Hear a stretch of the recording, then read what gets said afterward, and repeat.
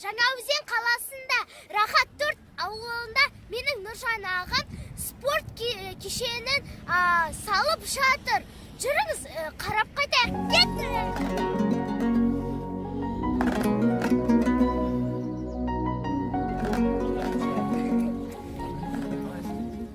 Келдің ба? Нұржан аға, сәлеметсіз. Біз сізге ағаларыммен бірге қонаққа келдік. Осы спорт кешен туралы айтып бересіз? Қош келдің. Құдай қаласа айтып түсіндіріп берейін. Кіреберістен бастайық онда. Жансұлу, мұнан кіреберіс. Осы жақсы спорт кешенінің алдыңғы беті осыдан кіреберіс болады. Бұл жерде арнайы өзінің шай ішетін орны болады. Бөлмелері шешінетін бөлмеміз болады. Мына екінші этажда бізде карате спорт түрі бар, карателік және үстел теннис сондай спорт залы бар. Мынау бокс залы. Бокс залы мен уже болып қалды. Мұнда ринг орналасады. Осы жаңа орналасқан барлығын ойластырып жатырмыз. Рейтті қай жерге қоямыз, мешоктарды қай жерге қоямыз. Уже Жансұлу, мұнда ауыр атлетика болады. Жаңаөзен қаласында арнайы өздерінің жаттығу залдары болады. Ауыр атлетика штангистер, Ильин деген, Жаслан деген қазақтың көң көтерілген азаматтар бар. Сол секілді мұнда ауыр атлетика болады. Және күрес залы болады, соны көрсетейік. Жансұлу, енді мынау дзюдо. Бұл да уже аяқталып қалды. Бұған енді тек коверларын жаямыз. Өзім арнайы. Бұл дзюдоистеріміз болса. Мынау Жансұлу, жарыс өткізетін үлкен зал осы. Бізде осында футбол шағын. Және волейбол, баскетбол, жеңіл атлетика, жүгіру осында өткізеді. Бұл үлкен залдың бір ерекшелігі жарыс өткізуге ыңғайлы. Соның ерекшелігі барлық жарыстардың барлығы осында өтеді. Бокс, күрес залы. Үлкен зал. Мына спорт кешенінде Құдай қаласа артында қонақ үй орналастырамыз. Яғни жарысқа келген спортшыларға, қатысушыларға осында демалуға және асханасы бар. Осы сияқты үлкен қазақ елінің туын көтерілген азамат ағаларым осы спорт кешенінен, жақсы спорт кешенінен, осы Жаңаөзенде енді ашылған келіп жатқан жақсы спорт кешенінен осындай ауылдың батырлары шығады деп үміттеміз.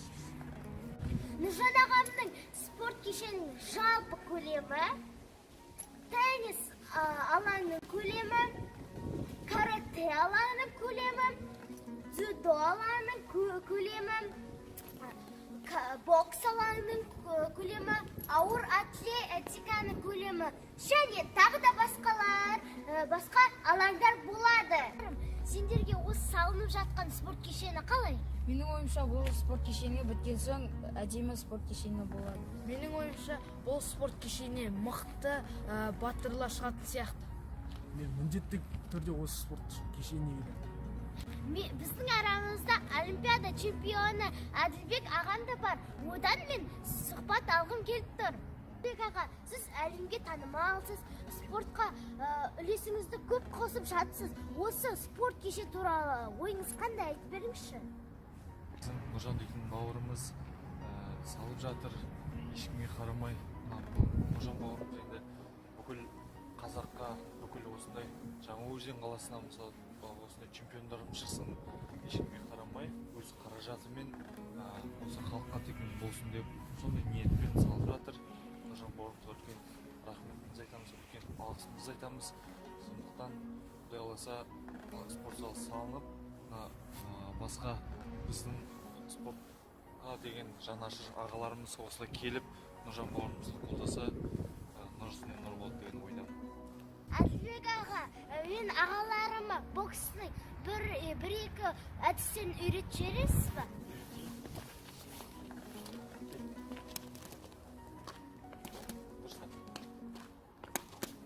Мына жерде оған кезде кішкене оң аяғыңды бүйтіп тұрмау керек, бүйтіп тұрмау керек.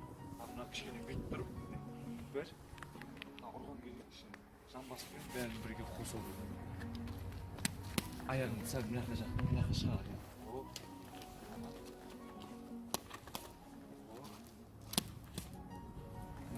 оң қолдар ұрған кезде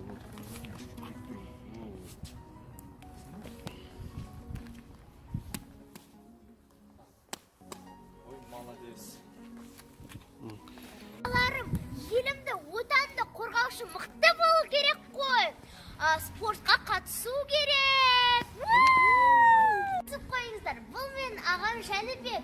Жәнібек аға Мәскеуге барып, кәсіпқой бокстан бірінші рет жарысқа барып келді. Сол туралы айтып беріңізші. Кәсіпқой бокста 7-ші қарашада алғашқы дебюттік ойымызды өткіздік. Енді алынбайтын қамал жоқ демекші. Бабымызда барып, бойды ең алғашқы раундта уақытынан бұрын аяқтадық. Алынбайтын қамал жоқ демекші.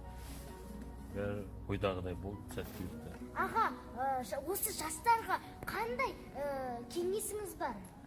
Қазіргі жастарға, қарындастарымызға інілерімізге айтарым, спортпен шұғылданыңыздар. Спорттың қай түрі болмасын, бәрі де жақсы. Спортпен шұғылданған адамның денсаулығы мықты болады, біріншіден рухани байлық, денсаулығы бәрі жақсы болады. Және де осы қазіргі айтарым жастарға тек спортпен шұғылданыңыздар. Біздің мықты азаматтарының назарынан осындай үлкен спорт кешені бір адамға салу оңай емес. Сондықтан демеу болып Нұржан ағама көмектесуіңізді сұраймыз. Спорт денсаулық кепілі!